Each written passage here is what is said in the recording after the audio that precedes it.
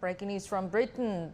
Britain's Queen Elizabeth has died at the age of 96, surrounded by members of the royal family. And she had been under medical supervision at Balmoral Castle, Scotland. And Elizabeth II was Britain's longest-serving monarch. Her eldest son, Charles, has now become Britain's new king and will address the nation in London on Friday. Earlier, we talked to correspondent Sally Patterson in London. The flag at half-mast to mark respect of Her Majesty's passing, but also a beautiful double rainbow.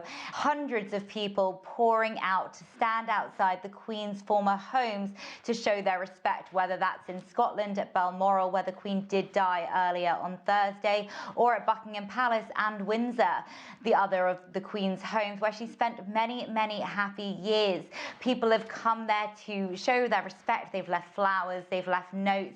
We've seen real grief from people, tears in many who have always lived with the Queen as part of their lives. For most, she's the only monarch they've ever known, and so as we go into this new period, they'll have to get used to singing God Save the King, as of course King Charles III, as he'll be known, has now taken over as the King of England. He is expected to give an address to the nation on Friday, and we've also heard from several other leaders over the past few hours.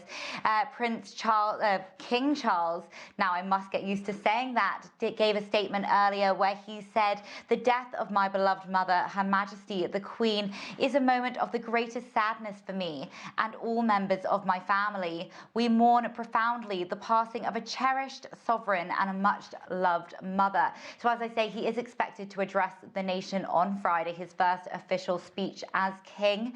We also heard earlier from the Prime Minister, Liz Truss, who met Her Majesty the Queen just days ago when she formally was given permission to start a new cabinet after the former Prime Minister Boris Johnson stepped down. And so Liz Truss went up to Balmoral in Scotland, and here's what she had to say. Queen Elizabeth II leaves a great legacy. Today the crown passes, as it has done for more than 1,000 years, to our new monarch, our new head of state, His Majesty King Charles III.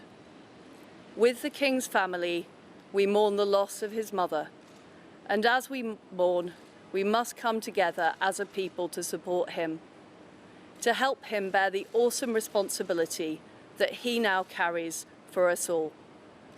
We offer him our loyalty and devotion